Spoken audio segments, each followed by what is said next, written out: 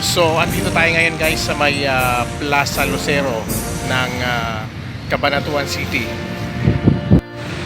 Noong June 5, 1899 ng hapon, kapanahonan ng mga Kastila, dito sa mismong lugar ng kinatatayuan natin, ayan, sa may harap ng simbahan, dati may nakatayong presidential headquarters dito.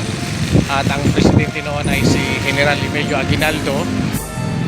Dito sa mismong kinatatayuan natin, dito mismo pinaslang si General Antonio Luna at ang kanyang aide na si Colonel Francisco Roman.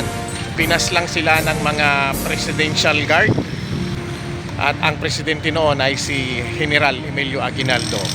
At si Antonio Luna noon, siya yung Chief of Staff ng Armed Forces. So ang chismis, ipinapatay daw siya noon ni General Emilio Aguinaldo sa kanyang mga bodyguards.